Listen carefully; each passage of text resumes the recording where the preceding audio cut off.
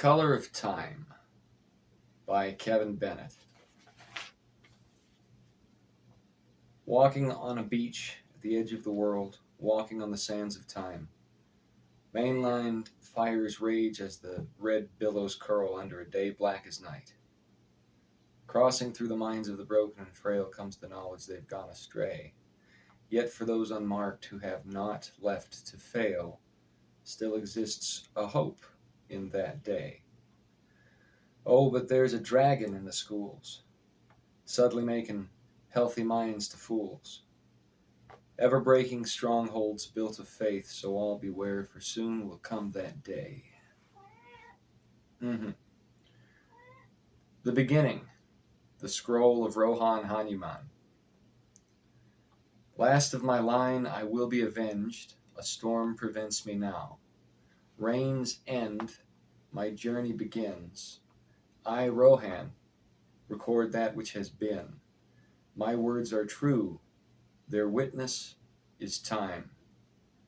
Cylinder seal for the scroll of stoic Rohan Heinlein, the spicer, the sly, failed kingslayer, whelp of the mighty hunter, from the Traveler's Library. Keeper's note. The actual scroll of Rohan is faded ink on misshapen, cured animal skin. It is protected in a mobile traveler archive. This rare translated copy proves traveler history is 1,000 years greater than assumed. The translator is unknown, but near modern. The word gypsy didn't exist in Rohan's time. Ger Lugal and Ger Nin are rendered gypsy father and gypsy mother, but could be stranger king and stranger queen. Stranger is rendered gypsy, though traveler is not, despite being synonymous. Plains of Shinar is shining plain. Untranslatable words or phrases are capitalized and transliterated as proper nouns. This document is privileged. You are known to the Traveler's Library. If not returned properly, you will be held to account. Testament of Rohan, Gypsy of Gypsies, heir of the golden crystal cube. Survivors of the great dying sought to prevent such a thing ever repeating. As populations grew, rival schools of thought pursued this ambition. Old magic was reborn, consolidated, and refined. Powerful men captured the hearts of the families, 70 in total, who contrived to alter reality itself. In short time, this produced a different sort of dying. During pristine cobalt summer night, this blight began as winged serpents grew restless, pacing, making grumbling noises, leaping to the height of enclosures, thrashing chains. Gypsy father knew their ire, and knew the same only in the presence of purest gold. For the serpents called dragons covet precious metals. These exercise a magnetism on the beasts, deny them, and face consequences, satiate them, and they roll about as young lions in bushes of mint. It inebriates them. Most lose reason, in what capacity such reason is possible to begin. Gypsy father nurtured a regiment of winged ones. He was a young man and mostly concerned with his immediate family, particularly the leader of the city, his own distant father, chief of security for the undertaking, emperor in all but name. With 70 families approaching 30,000 members each, a certain amount of criminal mischief was constant, so the need for its management, except for the fringes beyond, where scattered agrarians held to old ways, all lived in that city. There was no greater gathering of humanity, but it was a drop in the sea compared to what was. Even so, men steadfastly built an expanse of architecture further than the eye could see, spiraling up from the undertaking, Star Tower. It came in stages, requiring foundational infrastructure and permanent lodging for builders, thus the city. Several generations produced an escarpment whose apex was lost in clouds, and this was only the first of 6 advancements. Star Tower was deceptive, in that from a great distance it did not appear so high as it was. As you came closer, its immensity was evident, a mountain in shining plain, too tall even for a day's journey. Each advancement in the tower required a particular energy conduit. Old magic was in full application, pieced together from legends of the time before and forbidden wisdom. The 70, under such new thinking, consulted false wise men who predicted favorable outcomes. None consulted the first family, not even that controversial representative of the first family who was also of the 70. It was perilous to live apart from the undertaking then. Even so, a tenth of mankind survived estranged. Their hermit villages were isolated one from another and made no competing tribe. Under color of time, they are remembered as wise. Among their number were the first family who helped keep mankind from total destruction. It is said these fringe dwellers, closer to the timeless one, preserved first speech when the second dying, the dying of unity, came. Not all who lived amid the undertaking were of the 70. Half a dozen tribal roving gangs of mixed blood violently exchanged territories throughout that ancient, flawless architecture. Gypsy father was counted such an outcast, for he was a bastard. Gypsy mother was also cast from the families, indeed the first family, but she came from the fringes to the undertaking, from the outside in. So Gypsy father and Gypsy mother were suited one to another. Opposing currents dance when they meet in seas. So did Gypsy father and Gypsy mother. Her kind knew animals and were skilled in husbandry. This she brought to the serpents Gypsy father oversaw. Among other things, the beasts enabled slave management and transportation, of which Gypsy father's own patriarch exercised a control so merciless it is remembered as evil. Legends recall him as a hunter not of game, but of man. Human life meant nothing to him, but his excesses were politically rationalized, and his grip was iron. His enforcers knew every alcove of every space throughout Shining Plain. Even so, it would not extend his destiny. The timeless one purposed to visit the undertaking. Gypsy father and mother were without family and not of means. So when the timeless one came, the promises of Star Tower were no temptation to them. Would a bastard and an outcast benefit from the ambitions of the elite? If anything, they were opposed. This could be a reason why that night in her heart, Gypsy mother saw the serpentine restlessness, so similar to gold mania, as a portent. She feared the worst. Like Gypsy mother, in his core, Gypsy father knew trouble approached.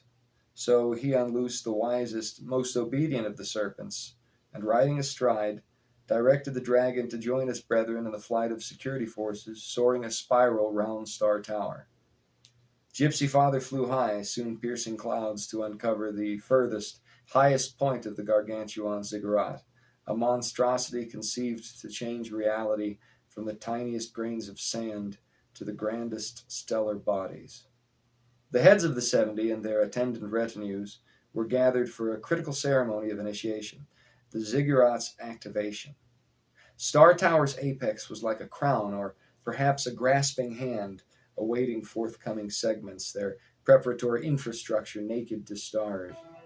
Amid the fingers of that hand was a wide circular space as a palm. Those standing within seemed tiny, creeping things. Gypsy father's keen eyes saw all heads of the families under the glow of old magic. He even saw beasts kept only to boast of wealth. One family brought an entire pride of loyal lions managed by attendants, tails twitching fiercely. Among the 70, Gypsy father's sharp eyes perceived both his own father, the mighty hunter, and another he could not recall. A stranger. The timeless one had become this stranger. Gypsy father could not know. It is said his spirit knew, not his mind. I cannot say.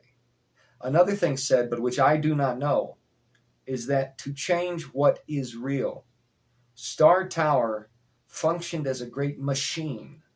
Old magic gave it a sort of life, a kind new families remember, a kind few families remember since unity died. What old magic does remain in my days will not continue long. Such forces required dedicated labor from hundreds of thousands of men over many generations. As now there were slaves. Human sacrifice is the spirit of old magic. So rationalized the 70, chief of whom the mighty hunter. The initiation ceremony commemorating Star Tower's activation went as expected, at least for several minutes. Then, without warning, the fleeing light came. It was bright, mysterious, terrifying, unique. It was a deep flash that not only impacted the body but the soul and even dreams, spreading through the city around Star Tower. It came with a deafening roar, followed by a louder silence, a shaking and a wailing. Fires began everywhere. Great dismay was embodied, a sandstorm sweeping across shining plain, a rogue wave crashing on an evil seaside village to leave nothing. The fleeing light started a continuing event, one destruction built upon another, a sea of fractures spread over time, becoming more difficult to trace with years. For the families were specialists and organized compartmentally. Though together, each group was isolated even from adjacent brethren. When the fleeing light came, the widest wave on a massive sea, it banished old magic from the city, and so its source of power. That great metropolis became as the first family after the great dying, helpless and naked before the timeless one. Those beyond the families in the city, that handful of tribal gypsy gangs, not all benign as our gypsy father, preyed one on another, and so unto the present day, and so the concern of this writing, which will shortly be addressed. It is said Gypsy Father saw the Timeless One as though he were disappearing from the 70, none of whom ever registered his presence. Instead, they passionately cast blame one on another. However, being unused to such continual interaction, patterns of speech unique to the families impeded understanding. Somehow, the fleeing light contributed. There came unknown clouds to the mind, walls around thoughts. What was understood now was not. Distrust, accusation, and violence followed, among the greatest ever known. Gypsy Father was barely able to pull the mighty hunter from this maelstrom. The retinue of the 70, attendants, guards, advisors, and more, were loyal to leadership that reflected their specialty. In the confusion, all took up arms for their masters. The fighting was clumsy and fierce. Loyal lions became crazed, ravenous furies of death. Half the 70 would never return from Star Tower. None escaped injury. But such mad danger did not stop Gypsy Father. Even as old magic died in the fleeing light's wake, he soared into the fray. Bastard he might be, but he had only one father, the mighty hunter, who should have been the most powerful, but was the first attacked. The breath of Gypsy Father's dragon became a flashing torch scouring the night, bringing further disarray to terrorized leaders of the undertaking in the claw of Star Tower. The serpent sensed gold, and its flight was swift. Without hesitation, it gripped the mighty hunter's unconscious form in multicolored claws, pulling him from where he lay in the perforated darkness atop the tower. A loyal lion roared at the dragon with a swipe, but a spurt of fire sent the beast scurrying. The unconscious mighty hunter was not all Gypsy Father's dragon saved. That clever, nigh berserk beast wrapped an iridescent claw around the golden crystal cube. In the center of Star Tower, where before the conduit for old magic was tragically activated, now a flawless cube of gold lay. It was so pure it could be peered through as glass, and those such as I who have seen it say there are stars inside. This was a consequence of the harnessed magic, a byproduct reflecting the dedicated effort of almost all mankind. But it was an unexpected byproduct, an enigma. Some say it is because Star Tower was made to engineer destiny, to alter what was meant so it suited what the 70 desired. But an element of power was absent Star Tower, one beyond synthesis, involving a aligned spirit, not just of mankind, but of that great artist who sang life into being. So was it the Timeless One, halting evil designs? Was it a failing of men who sought such outcomes? Was it both? I say it was the timeless one. The 70 were unsuccessful, the golden crystal cube a testament to their failure, all that remained from the blow of the fleeing light, removing all vestiges of old magic. Pure confusion and chaos could only follow. Out of chaos bloomed war. Communication gone, the families clashed gruesomely until the city was waste, every underhanded blackguard and trickster doing his best to seize wealth where possible. So the secret of old magic was lost. In our time, pockets of cannibalized, mechanized old magic may be found, and those who wield such things fashion themselves gods of their own tiny fiefdoms. They dig the earth for old power, but others attack and take it for themselves in its weakened capacity. In those days, some flew without dragons, though dragons were more sensible. In these days, it is vanity as the families seek nationhood, the gypsies avoid it, and old ways fade like youth. In that night, Gypsy Father brought the mighty hunter to his humble dwelling among outcasts. This was not accomplished without cost. Other riders in the serpent traffic rode mounts sensitive to gold, and Gypsy Father's beast stole the golden crystal cube. It flew like a hurricane pursued by a rabbit spiral of less keen reptilian beasts in their hundreds, eyes red with desire for gold. Neither Gypsy Father nor the mighty hunter could withstand such violence. Even the keen dragon took fatal injury, though his mania drove him on. After outmaneuvering other riders through hidden air currents, Gypsy Father and the mighty hunter made their journey to the coming realm. And even that wise and brave dragon on which they rode did not again wake, instead passing on injured but numb through mad joy of the golden crystal cube, expiring with a grin on its evil face. Gypsy Mother found these dead ones and knew what was done. In the days of old magic, fragile stone tables held visions inside, if only there were magic eyes to feed them. This serpent wore such a magic eye as a necklace. That eye told what it saw to a little stone table, I do not know how. It was a function of old magic.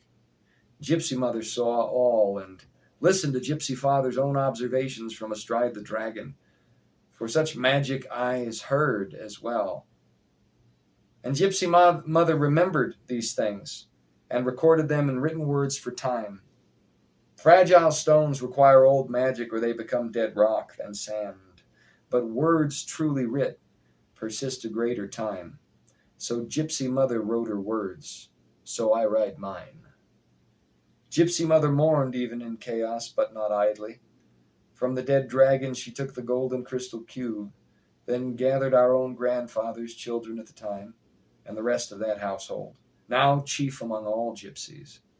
In this way, at the fringes of the city, as the dying of unity began, many gypsy folk were preserved and have wandered between nations for generations.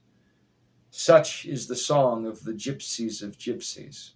Such is the ballad all traveling keepers of good secrets and herds learn. These verses are recorded here in our words for a testament and a record of what has been lost.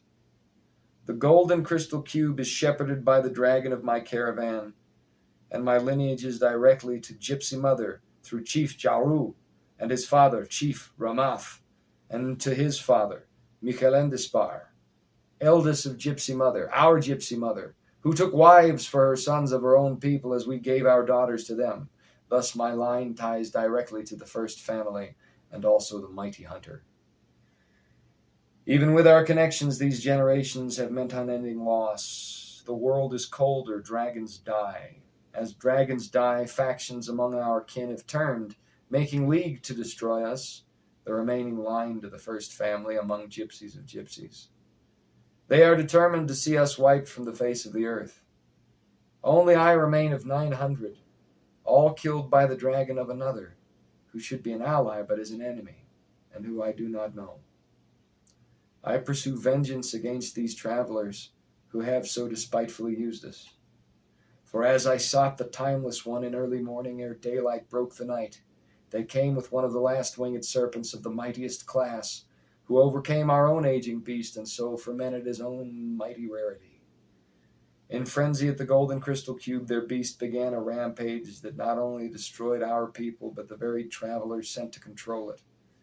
It killed ours, it killed theirs, and now has gone for its nest, which will without doubt be in the camp of the enemy. Of my family, of my tribe, of my caravan, all save myself are dead, and my place in the world is shaken.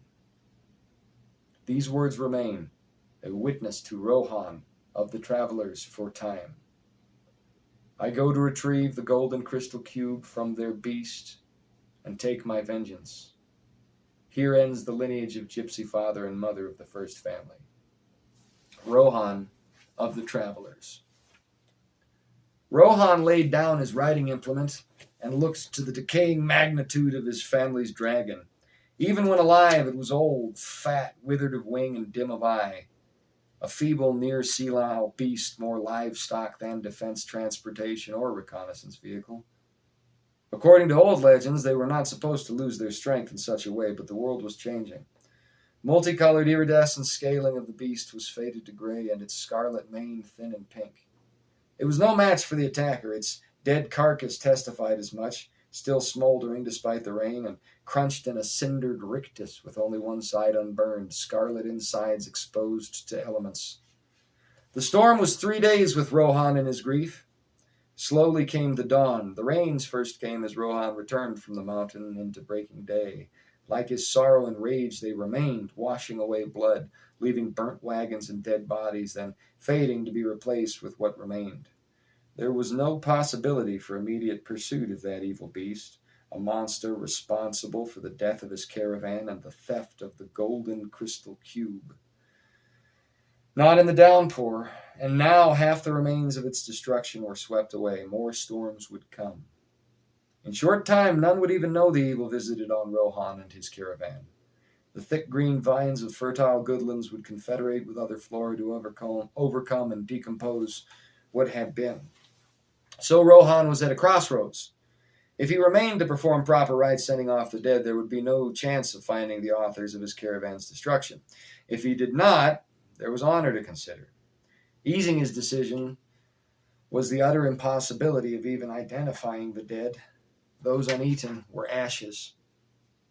In shelter cobbled together from destruction, Rohan mixed his own ink and transcribed his record to animal hide, dried by fire, sheltered from the rain, in the way passed down from gypsy mother. The fabric was previously part of the chief's tent, Rohan's tent. Of his heirs, his children, he could not even identify fragments. They were once men grown. He reflected for the first time that perhaps his wife's journey through death to the coming realm years earlier was a kind of mercy. The pain of it all was a shock that took turns fully registering in his mind and becoming something remote and intangible from which Rohan's conscious self was separated. It would stay obscure like that a while until some detail brought the monstrosity of the situation squarely before him again, and so he would become consumed in grief. Somewhere in his mind, his questions of why were directed in full emotion at the timeless one, even as he knew he had no legitimate right to such bitterness. Rohan rolled the cured animal skin that held his writing into a tube, which he nestled inside half of a smooth and hollow ceramic axle that remained relatively undamaged amidst the ashen caravan. He etched his family's crest onto the side of the hollow axle and sealed either end with clay he fashioned using fire. The axle was once part of a smaller carriage, self-propelled, likely one of the few used by scouts and born of old magic.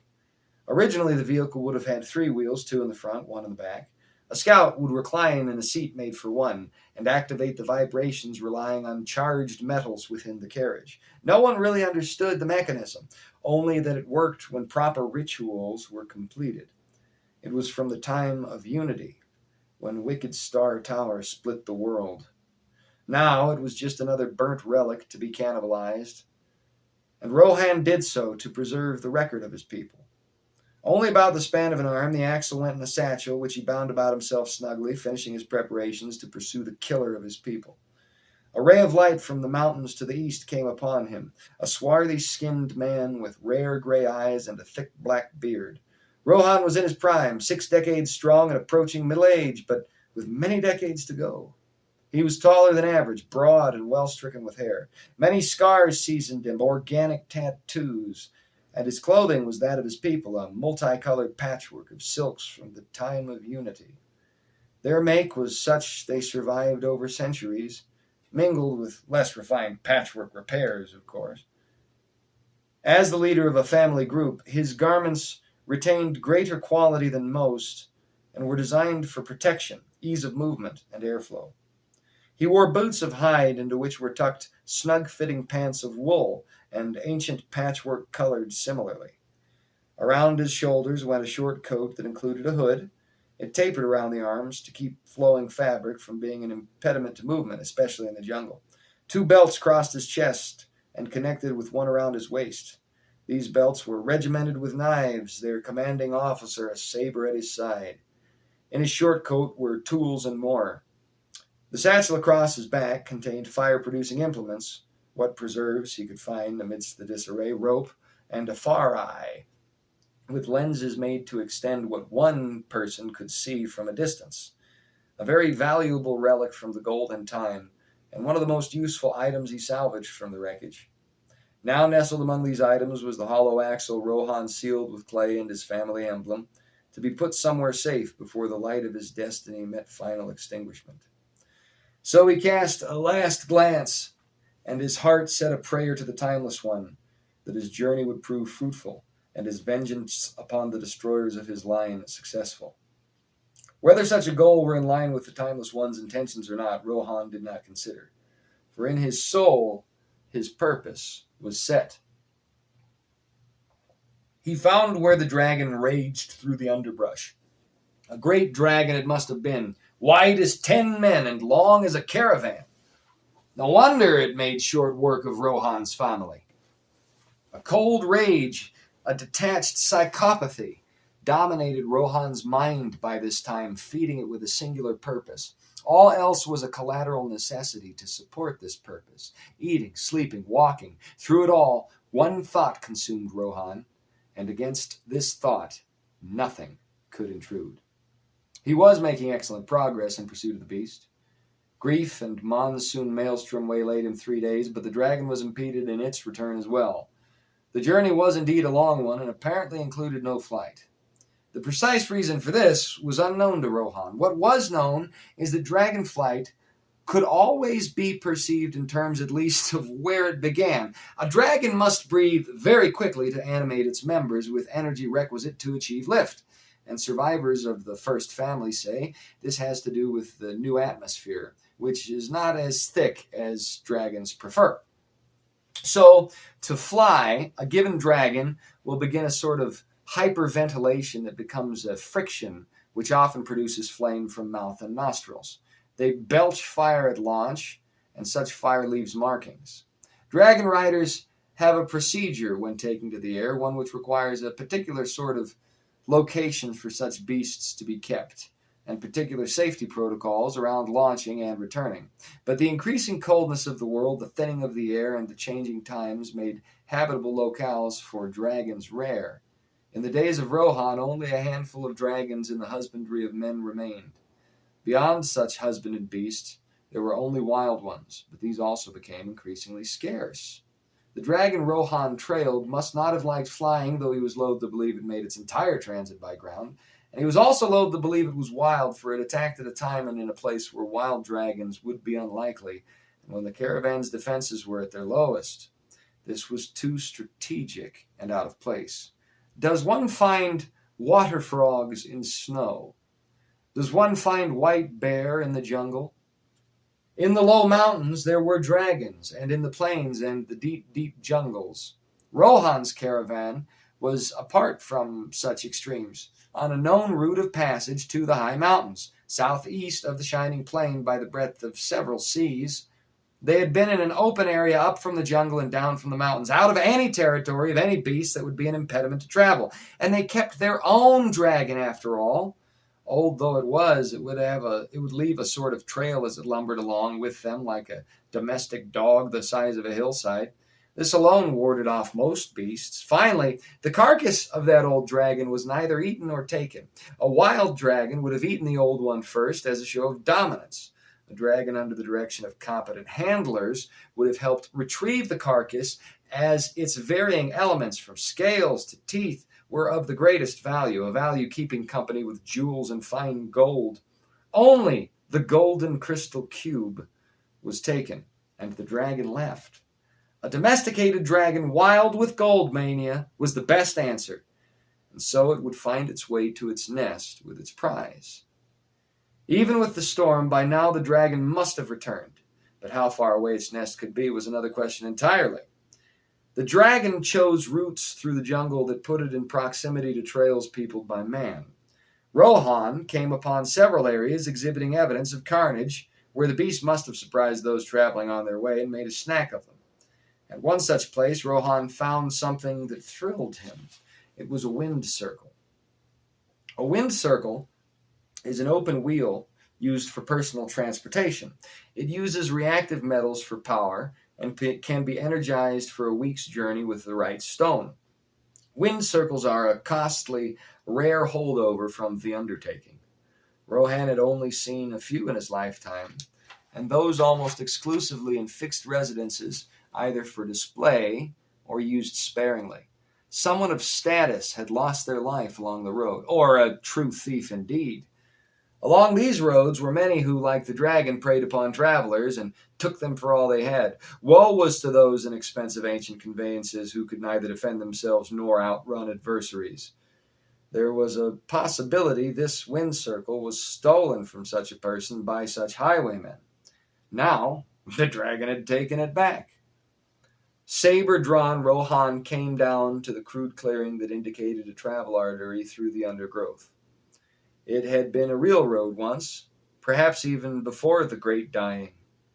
As it was now, soon it would appear to be a seam of minerals naturally deposited. Rohan only knew by its shape and breadth what it had been. Indeed, it looked as though it were grown over by sea-going things when submerged in the days of catastrophe, and so had cracked down the middle as many ancient roads. The surest wind circle could be knocked out of alignment by a bad enough road, but from what Rohan could see, it was a ball of flame that discomfited this man from his machine. Behind, on the road, were withering limbs and garments, and a pair of sooty eye protectors still usable. The dragon had waited on the hill, then spit a ball of flame at the man. Scrapes and a certain discomfiture of pebbles indicated where at least one other man in a wind circle must have turned around and sped away. Apparently that man escaped. The dragon ate its prize and moved on, continuing parallel the road. From the markings on the ground, Rohan could tell this all happened recently. He was closing in. Rohan stood the wind circle with some effort. It was several spans higher than he and heavy. With a grunt, he opened the box where power stones were kept and looked inside. A rock about the size of his fist was halved in a receptacle shaped precisely to fit its contours. The vehicle held another 2 days' journey, if Rohan could find a way to make it live again. He closed the box and pulled a lever behind a contoured seat designed to fit a man. Inside he could see a faint blue glow, some sort of lightning weave. Little delicate strands would carry miniature lightning surges from the power stones. Such a strand was dislodged. Very carefully, Rohan connected it, then replaced the seat as it was and reopened the box with the fitted stone. He slid his finger over a colored portion of crystal. It lit up, and suddenly the wind circle stood without his support, balancing with the ancient magic of gyroscopery. It also began to make a gentle whirring noise. Rohan closed the box and positioned himself in the seat of the wind circle, nestling his pack in his lap and pushing his feet into the stirrups. At his left hand was a balance handle, and at his right was a bone-shaped grip for what amounted to a rudder, but did not lead to any actual rudder. It just directed the wind circle. Pushing gently forward and keeping his eyes on the road, Rohan let the vehicle begin to run, which it did. He was within the wheel, and it rolled around him, circulated by some sort of chain that drew energy from the magic rocks. Rohan could pick bits of detritus from the innards of that chain if he had to, or maybe connect a disconnected lightning strand, but He was far from enlightened enough to do anything else with such old magic. He knew there was a way to open a false window that made steering easier as it came down in front of the driver and hid the wheel that otherwise bisected one's view from the steering seat. However, he couldn't remember just how such a thing were done, and so made do with the wheel occluding what he could see immediately ahead. To his left, as the road led toward greater civilization, Rohan could see the trail of the dragon. It had only kept itself a short distance from the road, a distance Rohan himself could have covered in the blink of an eye. It must have been very hungry and very undisciplined. Someone not paying attention was easy prey. A day's travel at the speed a man can run did not reveal the end of the dragon's tail. In fact, until the jungle faded and a new plain began, the animal kept pace with the road.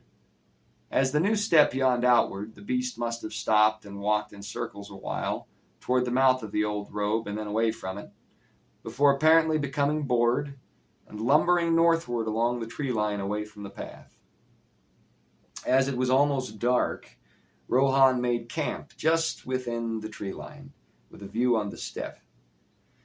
He fell asleep fast, but was almost immediately awakened by a harsh voice and a razor-sharp arrow inches from his face. "Who are you that rides the wind circle of Einar the Short?" This was repeated several times, each coming with a prod from the speaker. It took Rohan a moment to understand what was being asked. It was in a dialect adjacent to his family, but many words differed. Finally, he managed to parse the statement and approximated the man's tongue as best he could. "Man minding his business in sleep and riding no wind circle." "What is this against the tree?" "A wind circle." "Were you not riding it?" "I was." "Then who are you who rides the wind circle of Einar the Short?"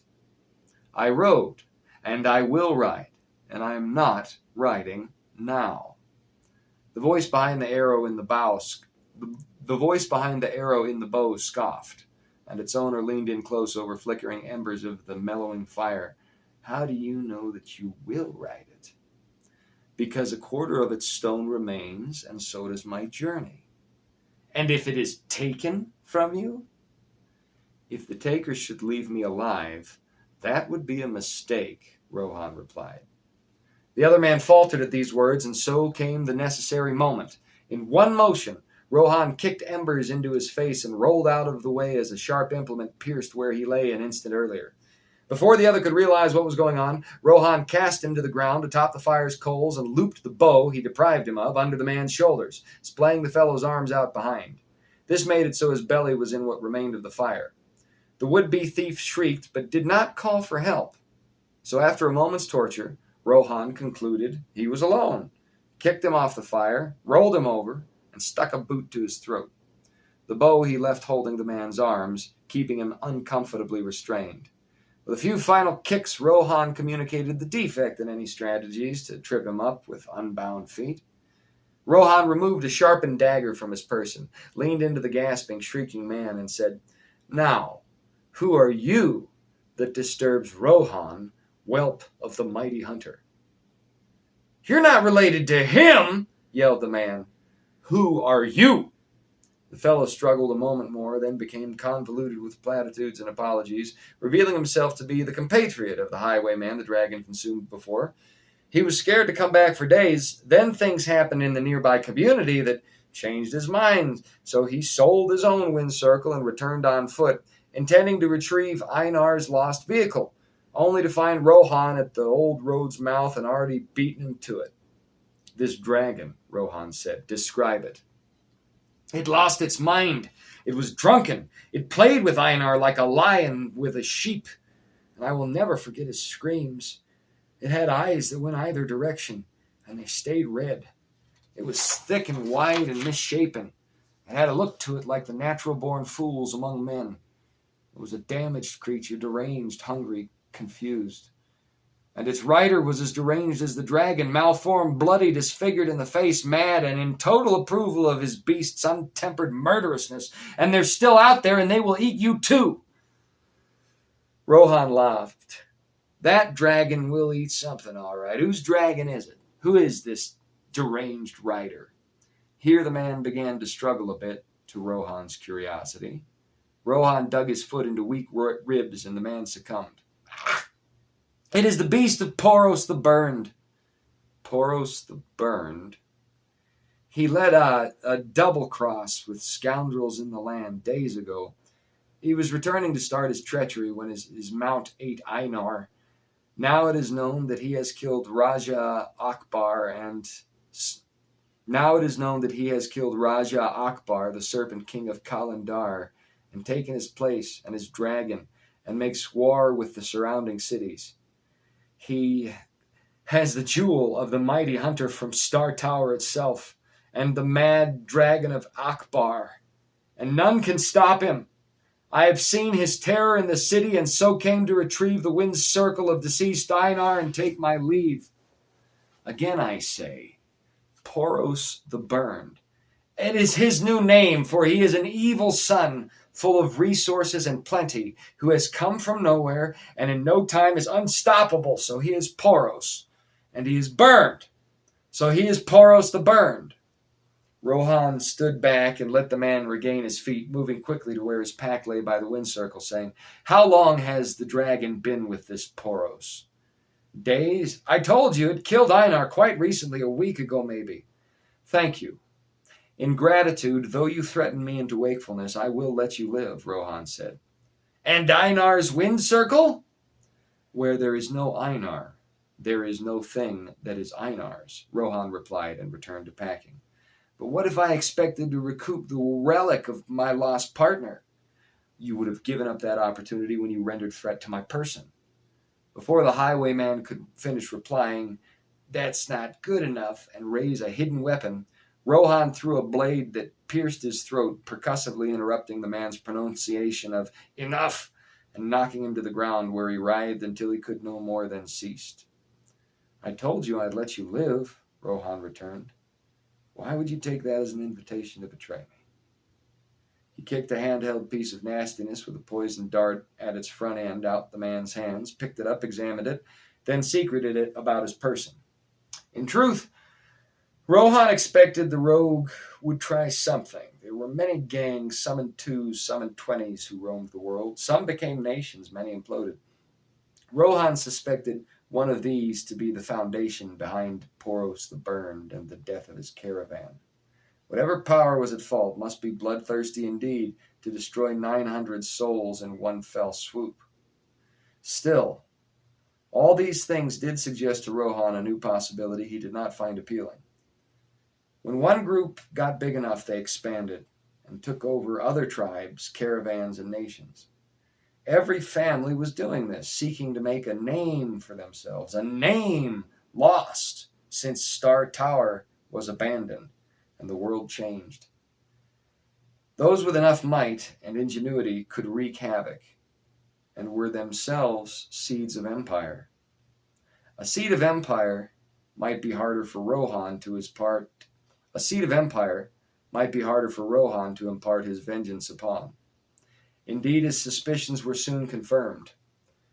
The dragon had returned to a substantial walled city where a special entry through a surrounding moat represented the only unguarded point. Worse, Rohan knew who the previous king was. He presided over one of the most treacherous unaffiliated families in the time of Star Tower, a group who made it their business to oppose all caravans in Rohan's line. They were known as the Kalandar. Until now, Rohan did not know them to cease from nomadic tradition. Apparently, there was a change in attitude over the years. Quite capable of living in the land of spices from the great resources that bloomed there, Rohan did not seek overnight shelter in the city. He kept his distance, collected the rarest herbs he could find, pressed them, cured them, packaged them crudely, and spent any remaining time watching for highwaymen. In such a way, days led to weeks, months, and seasons. As Rohan watched the city, troops came and went, and eventually Rohan realized there was a knowledge gap relating to immediately available spices in the region. Rohan thus began his reconnaissance from the inside out, trading in spices during the day to learn how things worked in the city, and how he might avenge himself on Poros the Burned, retrieve the golden crystal cube of his family, and keep it from any other would-be dragon masters. He soon became known to other merchants in the walled city. This population center was no minor undertaking. It was 20 times the caravan Rohan once led, and fast becoming a true regional center. Eventually, he traded the wind circle of Einar the Short for residence in the city's walls, and even adopted a nickname, Hanuman, the Broken Chin. When he sold his spices during the day, he told the story of being caught in the night and forced to start over in life, as though being impacted on the chin by an unexpected blow. So Rohan Hanuman waited and worked and learned, and even from that great divide separating common people from royalty, devised a way he might regain the cube and avenge himself. It would have done no good to enter the city as the minor king he was, not unless he preserved his own dragon and brought it behind him or kept an army. Rohan had neither, but he had knowledge, and knowledge is leverage. Trading spices brought Rohan into a position where he would regularly interact with the king's culinary retinue. Said retinue was also tasked with keeping the dragon healthy, as it was the powerful right arm of Poros the Burned, who used its terror to overcome Raja Akbar and take control of the city. Poros used the golden crystal cube in ways none fully understood, but which Rohan knew well. So the seasons became years as Rohan Hanuman graduated from social circle to social circle until he was stoic Hanuman of the high court who could find rare spices. Stoic Hanuman soon entered the furthest reaches of political orbit around Poros, in the palace hall of conquered Kalandar. He was unknown to the local royalty, but known very well to their support staff. And it was in this way Rohan finally managed to poison the dragon and get himself sought by Poros the Burned to remedy the situation. For Rohan let it be known that his herbs could have an effect on even the strongest dragon, intending later to cure the beast of a malady he himself arranged. Stoic Hanuman knew what things would make such creatures ill and why, and what could be done. It was another summer evening, and there was a military campaign planned against the far city, and that campaign included strategies that necessarily incorporated the dragon, who was named Ajagara, and represented unequaled military might in the region. To the dismay of Poros the Burned, out of nowhere, Ajagara became wilder than usual, sprinting at full speed around the arena beneath the city's palace where it was kept, shaking the premises very much like an earthquake and showing no sign of surcease. This arena was part of a natural cave system, reinforced and configured to hold the dragon. There was an exit the dragon had access to as it was allowed, and through which it would always return. This exit connected to the water surrounding the city and included a tunnel almost too long for a single breath, but something a capable swimmer could manage. Round and round Ajagara ran, beating at the gate secured over his traditional exit, and burning everything he could. He refused any food and leapt madly at those who tried to feed him, torching them if they were foolish enough to remain still. The dragon was in a particular madness, and many slaves were lost trying to satiate or calm him. This madness continued for days. Usually such a thing may have represented a mood of the beast, one which could be quelled with the jewel of the great hunter, as Poros called the golden crystal cube. Now, nothing could change the dragon. It was fierce, in its prime, angry, and quite stupid. When Rohan Hanuman was finally able to lay eyes on it through his activities as a spice purveyor, the creature he saw was like none of the dragons he ever encountered. There was absolutely no intelligence in its eyes, only lust.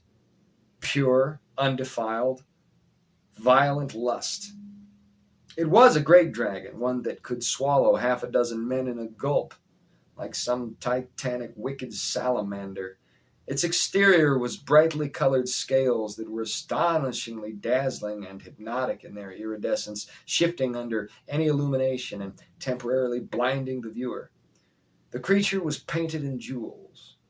It had huge eyes, eyes the size of goats, with irises bisecting their sickly yellow coloration, and a pale face without color except for a deep red defining a wide nose, the same color stretching like blood over what passed for lips on a lizard's face. Its wings were red beneath, and its tail stretched away like a narrowing thorn bush. It had many ridges across its body, spiked and unforgiving. It was long of limb, with clawed fingers that were opposable and could grasp anything in an embrace stronger than iron.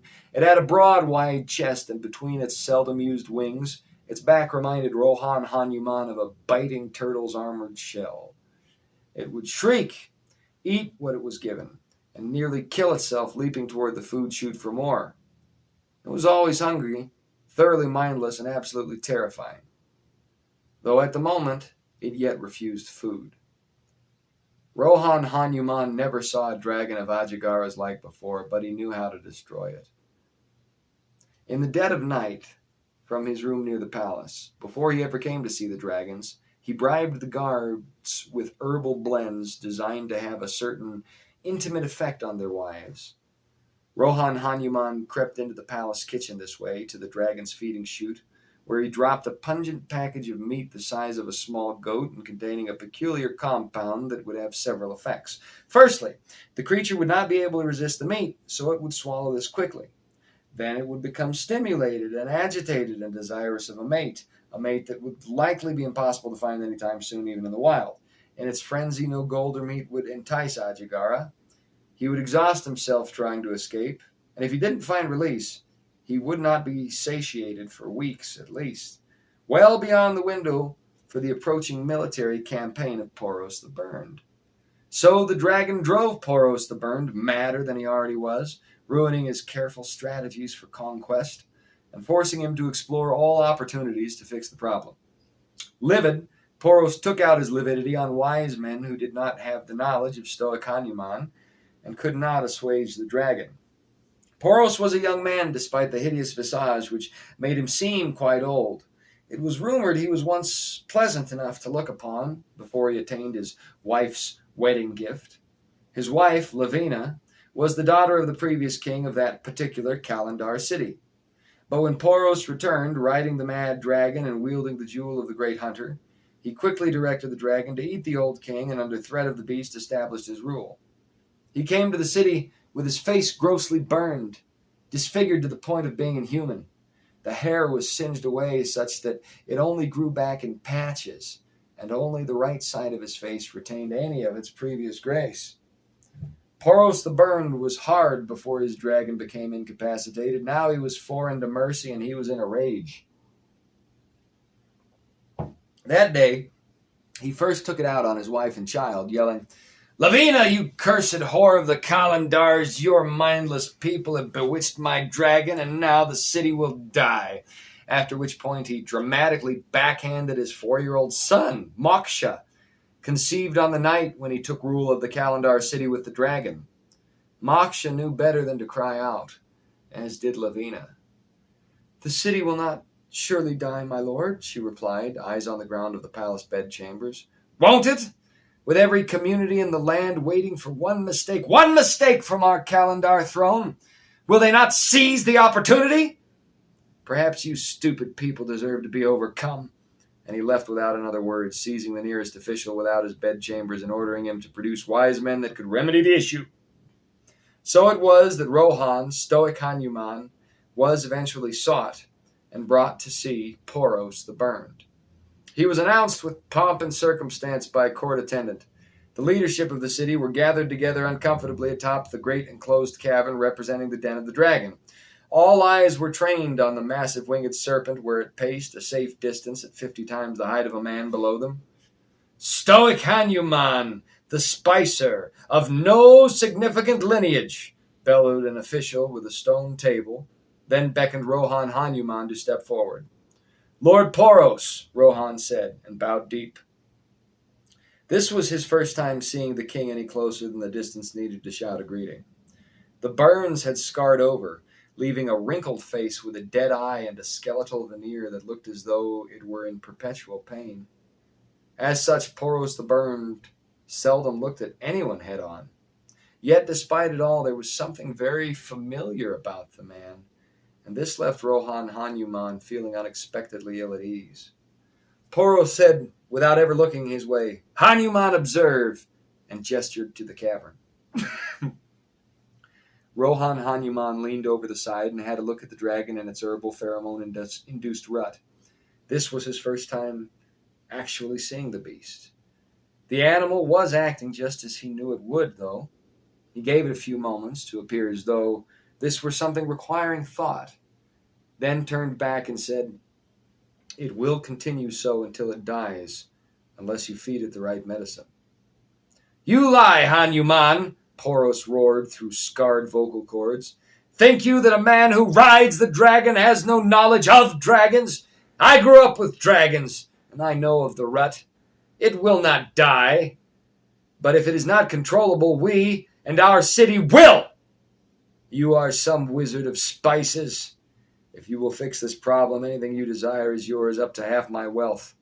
For without this beast, we are surely undone." Rohan Hanuman swallowed, feeling increasingly uneasy at the speech patterns of the man Poros. Poros the Burned, self-crowned king of the first Kalandar city. For the man's accent in the Kalandar tongue was the same as Rohan's, and this was an impossible thing. It led Rohan to a suspicion he could not thwart, a fear and an anger and a rage he did not know he could still feel. He knew one sure test, and used it quickly. "Have you not the golden crystal cube? Will the beast not respond to its lust for gold?" "It will not, and nothing we do can change that, as is the case with dragon rut. The rut passes, we find the creature a mate, or we kill it. And we do not have time, Hanuman the Spicer. See here!" And Poros produced the golden crystal cube from a gated cubby in the throne on which he sat. He walked to the edge of the overlook and bellowed at the dragon, holding up the cube. Ajagara didn't even glance his way, but continued his roaring and pacing and leaping about the enclosure below. Eventually, Poros the Burned put the cube away again. Stoic Hanuman nodded as calmly as he could, his test having confirmed his suspicion. At length he said this: "Great Poros, I have constructed a cure. It is even now in my chambers." "What is this cure?" "I have combined a vat of fat with the hair of 100 cattle, and enough pitch to fill a carriage. It will be one bite for our dragon Ajagara. His heated insides will digest the fat, and the hair will cause the unit to lodge in the beast's stomach, which will initiate an illness response, and you will have 2 days and 2 nights of control until Ajagara expurgates, then returns to rut." Poros turned to Hanuman for the first time, and their eyes met. Something passed between the two, a recognition of a sort that shocked Poros into dropping his own veneer, if briefly. Finally he said, "Even now my men go to your chambers to retrieve this cure. And I request that you meet with me in mine, immediately." "As you wish," Stoic Hanuman said, and rendered a bow. An hour went by as these orders were fulfilled. A dozen men hauled the ungainly hairy pill Stoic Hanuman made to the dragon's chamber, and dropped it in the food chute.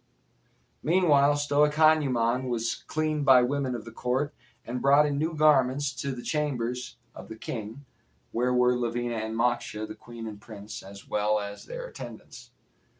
After Stoic Hanuman was once more announced to Poros' private chambers, Poros said, "All leave save Lavina, Moksha, and the Spicer."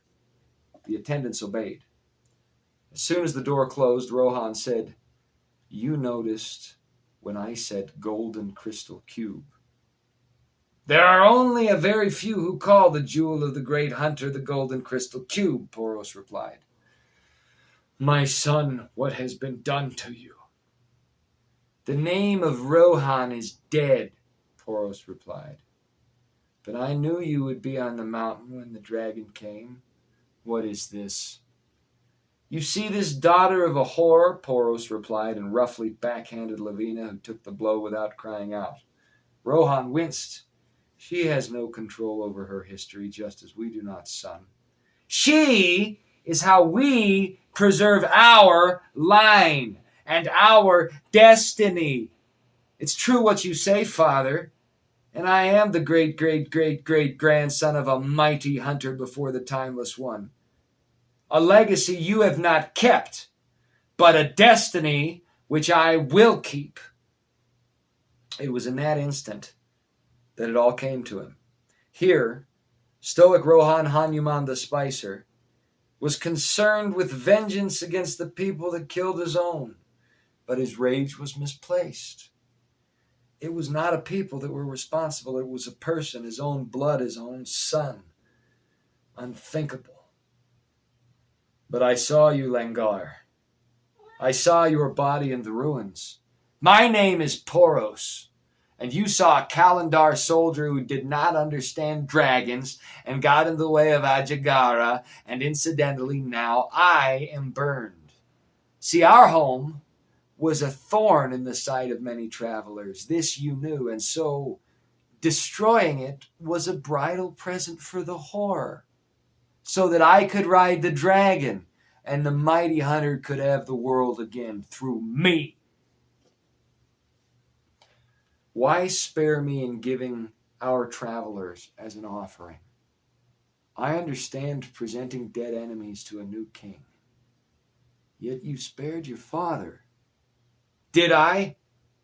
You let the line devolve into intransigent travelers with no home, dying between real families, when we could be our own dynasty, because you are weak and I am strong. And I knew you would have no power, and I wanted you to see and remember until you no longer saw. Yet here I am. Here you are. So then, was it I or the Timeless One who spared you? My son, how many people have you made war with in these years? Not nearly enough. You seek to be the Timeless One, but can never be.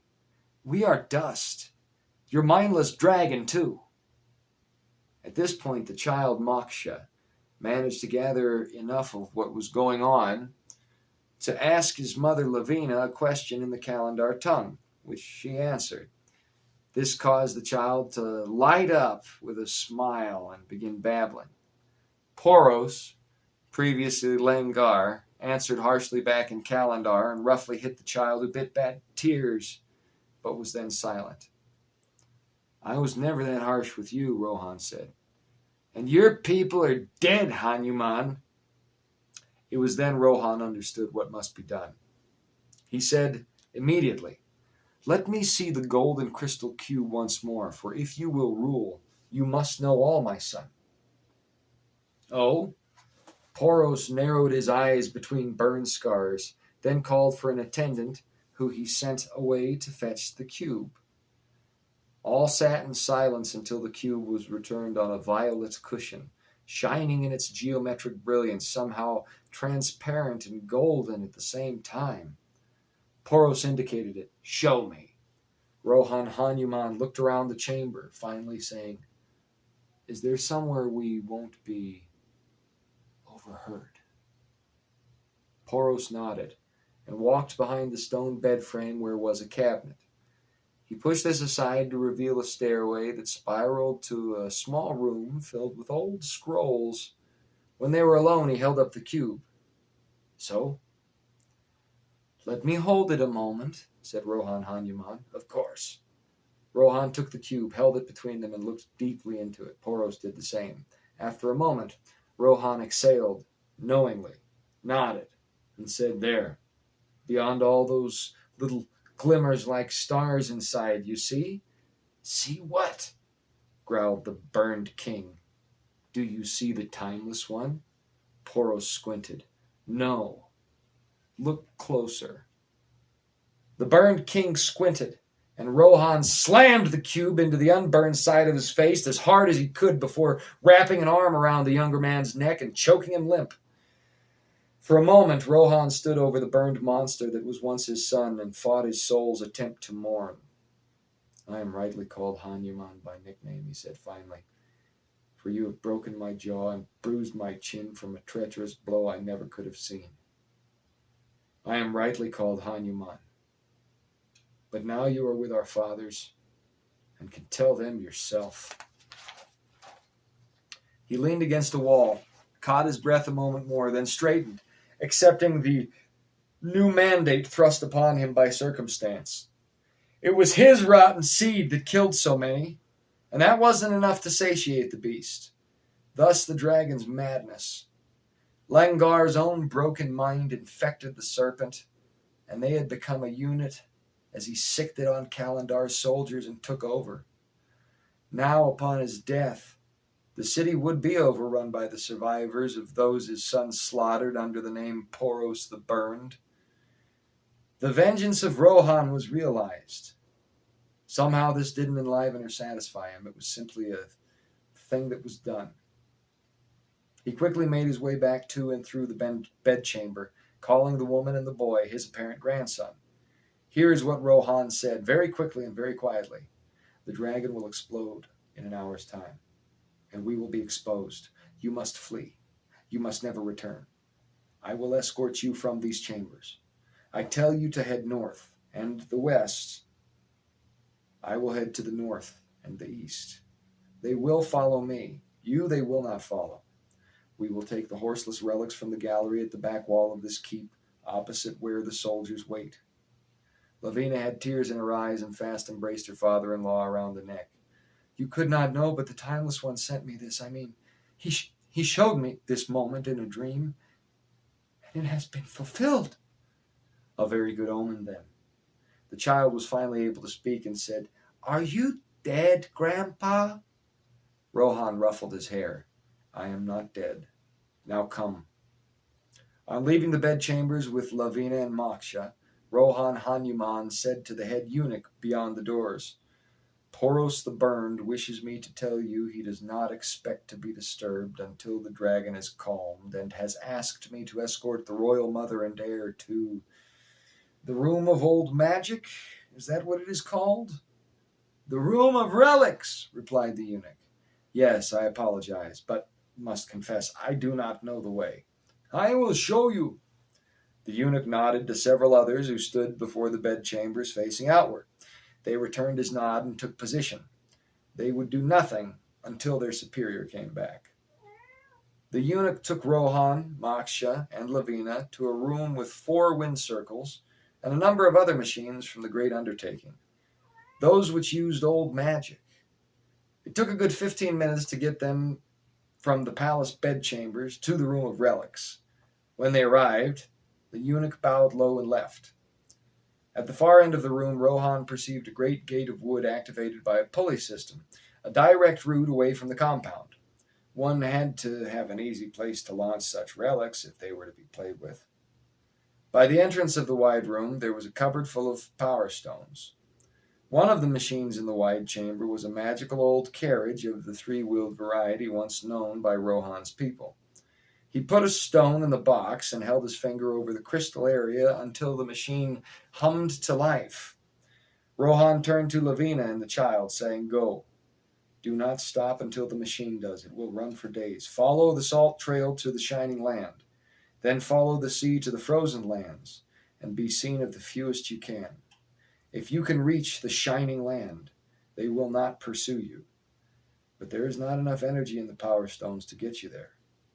And if you stop where our people, you will be overcome for this olden magic. It is sought ravenously. I would tell you to stay, but you cannot stay. In this, Poros was right. Without dragon, this city will be overcome in vengeance from Poros' enemies, and you will be of the spoil. Meanwhile, the beast will burst asunder soon, for what I have given it will cause gases to expand within his stomach, and Ajagara has no way of releasing the pressure. For dragons only breathe fire, they cannot truly belch it, except poetically, perhaps. So the gas will tear him up the middle, and his insides will come out, and he will tremble and die, and the palace will know what I have done. They will go to Poros, and they will find him as I have left him, where I have left him, and they will know what you have done." All Lavina said was, "Why do you help me when he has taken all from you?" "Not everything," Rohan said, and grabbed up the child under his armpits to toss him playfully in the air before catching the boy ruffling his hair and handing him back to his mother. "Grandpa?" said the child. "Not everything," Rohan repeated. Then, "No man should treat you as my broken son. This is not what he learned from me or his mother. He was the youngest and weakest of his many brothers. He was mischievous. I never knew he was evil. Now he is gone, and so am I."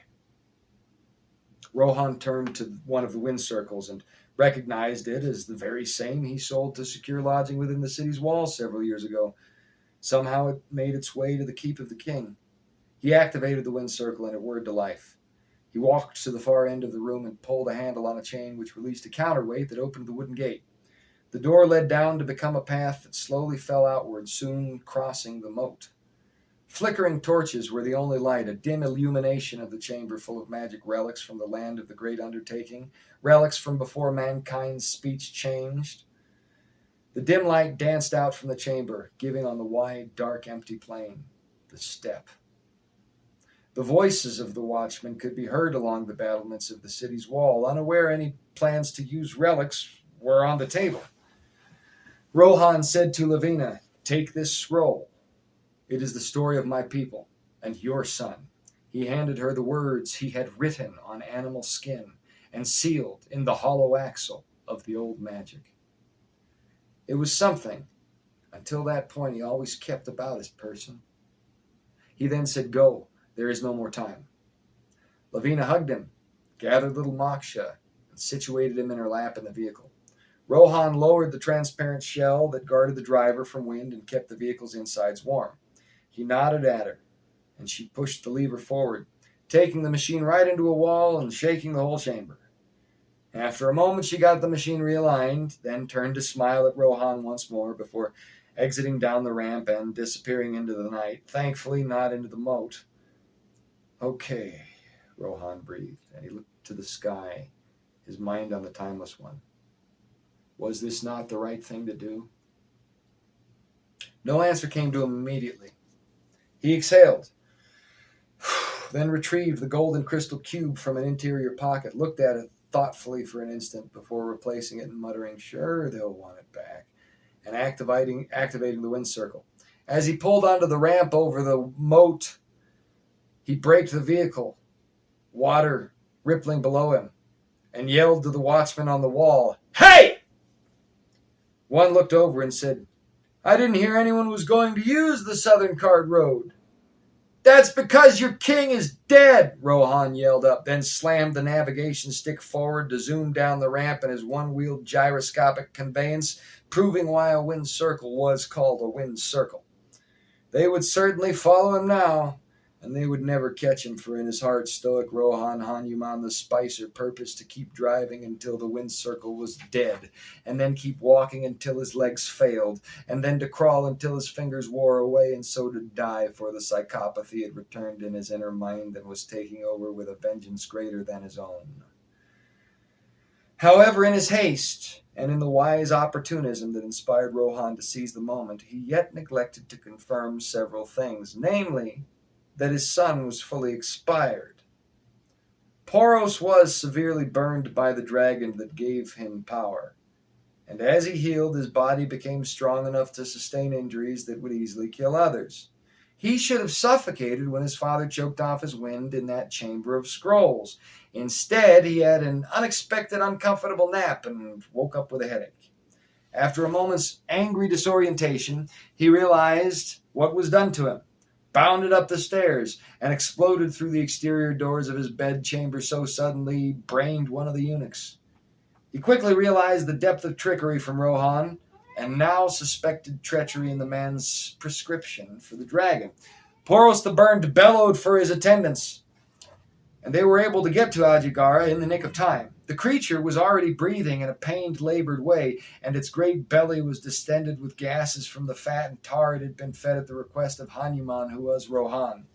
Poros instructed men to climb atop the creature and relieve pressure by stabbing a hole into its abdomen, which they did, and which resulted in a pungent, searing steam that scarred those who made the puncture. The creature was sick enough it could not protest, but once enough putrid gas leaked from the tiny hole, it began to move once more, at which point Poros ordered its limbs, wings, and mouth be restrained. They had to cut a hole into the creature and remove the tar ball piece by piece against the dragon's rumbling, mindless protestation. The procedure took 20 hours, and when finished, a hole bigger than a man was covered in thick cloth attached to the dragon's belly with herbal adhesive and stitching. Poros fed the creature a number of underperforming bureaucrats to help it heal, then very carefully took his place atop the dragon, who by then was beginning to realize its golden cube was no longer near. "That's right, fool," Poros yelled from atop the sobering serpent. "Your love is stolen. Now you will take me to he that stole from you." But the dragon did nothing, and they had to entice it as before with human bait. Watchmen on the battlements of the city informed Poros that Hanuman the Sly, as he became known from that time, stole a wind circle, first headed south out the south gate, then swung wide to head north and eventually east. The watchmen said they saw another of the elder magic chariots come southward in a similar arc before racing north and west, but they were unable to say whether they saw the queen or Poros' heir. The vehicle made a sudden exit, and none of the watchmen got a good look, as it sped away too fast and unexpectedly. Had Poros pursued Lavina and Moksha, he would have overtaken them soon, for Lavina proved a poor pilot of the machine, and they only managed to get a few days ahead before she crashed into a tree, thankfully with no injury to herself or her young son. However, Poros was little concerned with his wife of conquest. His lust was for the jewel of the mighty hunter, the golden crystal cube, and was as insatiable as that of Ajigara the dragon. What Poros should have done was focus on upcoming military maneuvers, but in the stupidest decision of his life, he ordered troops from the battlefront to the city for defense against expected attacks, then hand-selected from them his ideal picks to pursue Hanuman the Sly. So it was that Poros the Burned abandoned his kingdom and began a journey to nowhere. Poros' hunting party took off in the direction of the wind circle, which rolled as fast as the wind, but was yet limited by physics. It took a week for the dragon to recall its lust for gold. It caught whatever electromagnetic scent such beasts perceive, and would have flown to follow, but Poros kept its wings tied, forcing the beast to track on land. This was for the better. If it got in the air, there was little telling what it may sense and whether it would keep after the gold of the cube or some other electromagnetic wind it happened across. Rohan could have kept such a beast on task. But despite appearances, Poros was not his father's equal in handling dragons. So it was several weeks after the wind circle became still, and Rohan confirmed its power stone was turned to sand, that he noticed smoke on the far horizon for the first time, following in his stead.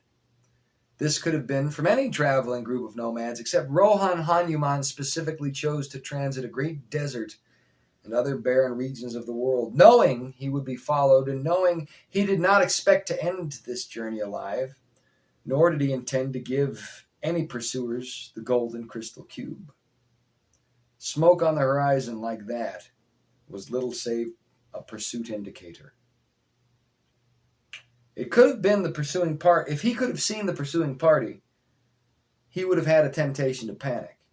There were at least 100 of them besides the dragon, many of whom piloted self-propelled carriages of the old magic, several of whom had wind circles, and all of whom were armed to the teeth. Varying bows were attached to the self-driven carriages, but certain weapons used energy from stone reactions to impart destruction and could be combined with the magic of the carriages. Poros the Burned took every relic available to him in his pursuit. and those without relics nurtured livestock bearing energy stones, provisions, and more. It was a respectable war party, and it was gaining on Rohan. Hanuman cleaned up his camp, prepared his pack, and went on his way. If they did find him, he would be a world away from his daughter-in-law and his only remaining kin, for as yet he did not realize Poros survived. The cold, though. Things were becoming more cold. Every step he took to the north and the east, the air was a little sharper, the ground a little harder. Animals wore thicker coats as well, and these he transferred to himself through careful hunting wrought from years among the caravan in the jungles of the good lands. These were no good lands. He managed to overcome a great plain with only the barest of foliage and little water. The far eye allowed him to discern his pursuers had a dragon with them, and that they were more in number than expected. This was not a welcome revelation. They must have thwarted his poison pill. He accelerated his pace as much as he was able. No longer did he seek cold vengeance. He kept thinking of Lavina and her son and his own, and the pain these things brought. It began to be a motivation in and of itself over the weeks and months of his journey. He began to wonder if there were a better way. At length Rohan Hanuman came to a wide forest full of tall, thin evergreen trees and valleys of snow up to his chest or higher. The dragon would have trouble in the cloying trees and deep snow, especially if they kept its wings bound, for it would become afraid of the cold and the confined space and seek to rise above the trees, and when it was disallowed, it would be wroth and difficult to handle until it was free to fly. Rohan was correct, but he did not realize what an interval this would be, for he would travel a horizon away from his pursuers in another full month before something finally changed in him, and he realized what it was. Somewhere along the journey, he remembered he still wanted to be alive.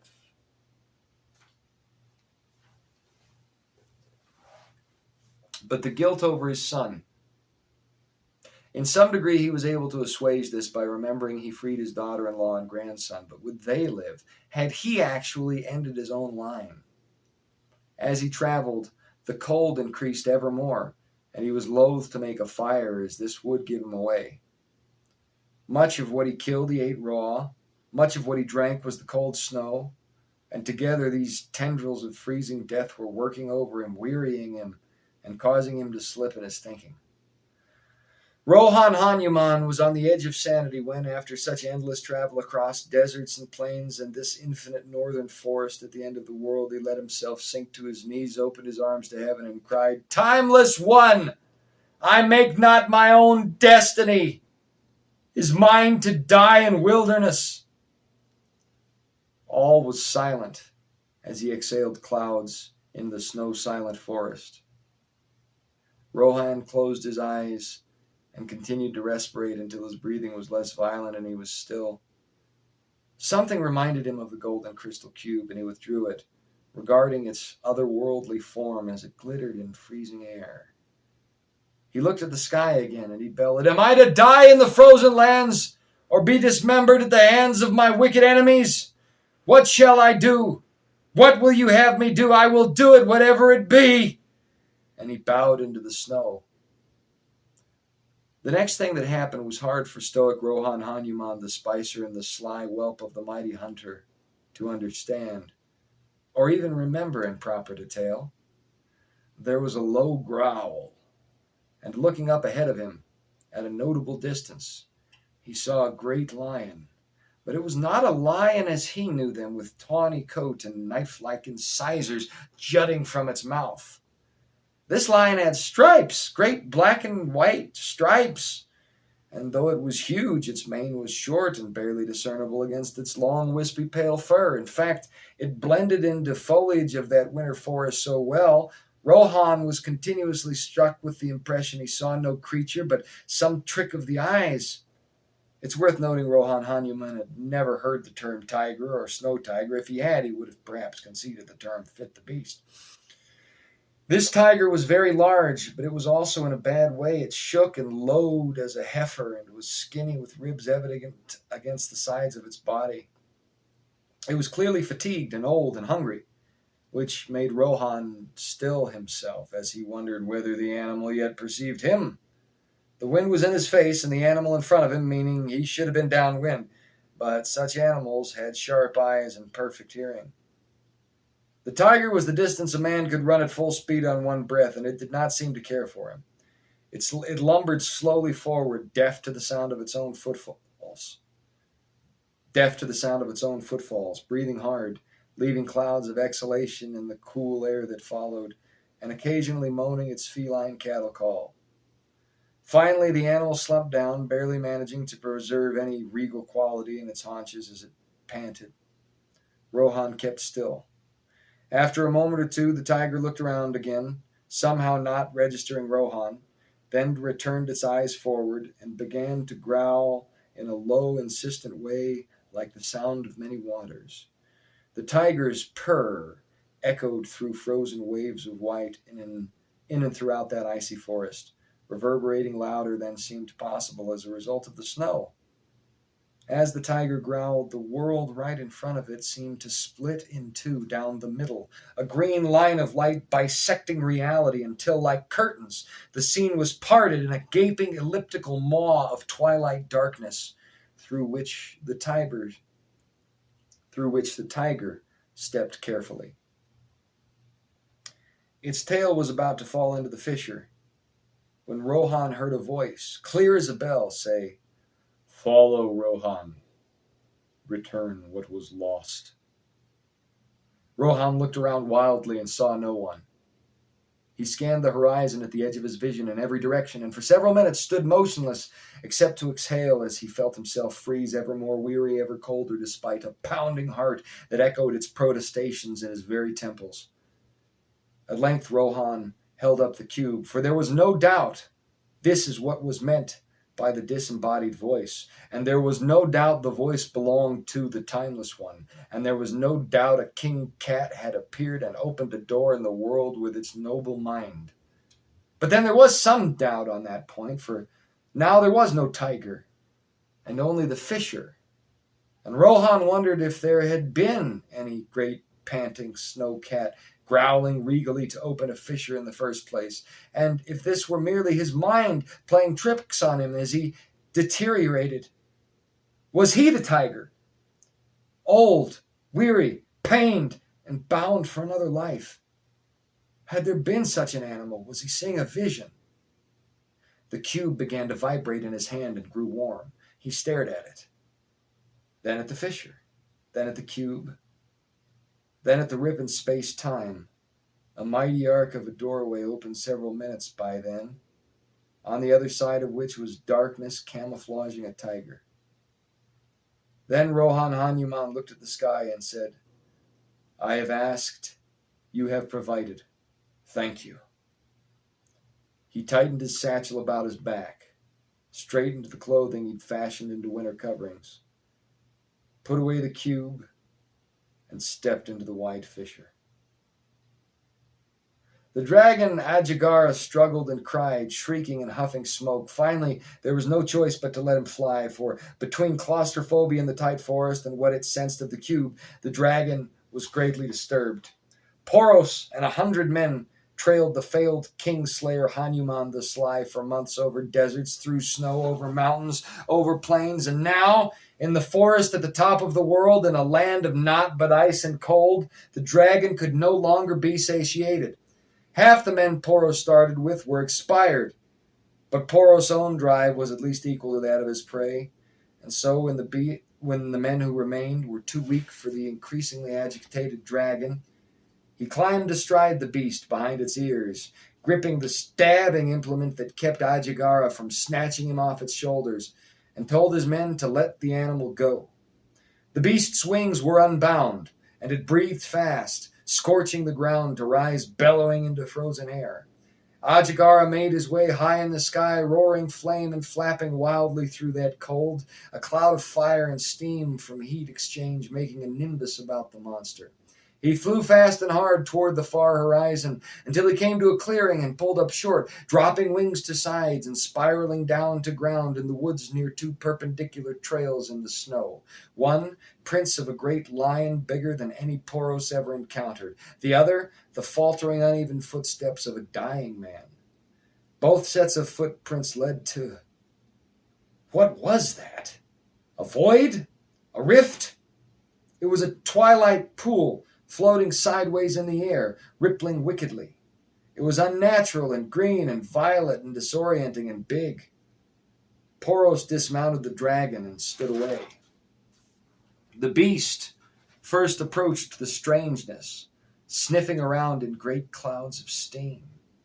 Then he let out a low growl and with no further preamble entered the fissure, barely able to squeeze through. Just before Ajagara was fully in, whatever the disturbance was, slammed shut in a percussive way that sent a shockwave through the woods. This action sliced the furthest portion of the dragon's tail, a piece about the length of a man, which thrashed around a few moments before whatever life force animating it abated. The fragment of dragon tail bled until frozen atmosphere halted flow and flesh began to freeze. It barely took a minute in that cold. Somehow Poros knew he was thwarted and roared his dissatisfaction at the sky. His retinue found him in due time, and they would build shelter to ride out the winter in that spot. Even so, stoic Rohan, Hanuman the Spicer, Hanuman the Sly, failed Kingslayer, whelp of the mighty hunter, would never return or be seen by any who knew of him in that era, nor would Lavina or Moksha, though for another reason. So it was Poros left those who survived the journey, for they had no ambitions to chance a return trip. Poros allowed them to pursue their own designs in the woods.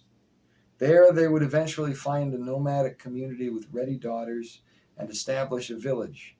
In generations to come, their origin would be distorted with legend, but their dark beginnings would perpetuate anyway. Meanwhile, Poros spent another year returning to the city of Kalandar. He came back with only 12 men of 100. But when they arrived, the kingdom was not, as Poros' prophecy proved true. In vengeance, other cities quickly overcame the poorly protected keep of the Dragon Rider. His men deserted, and learning his life was wanted, Poros made himself scarce from the region. So the wealth of Poros the Burned was lost, and he became a vagabond, fugitive to the lands he tormented until he died.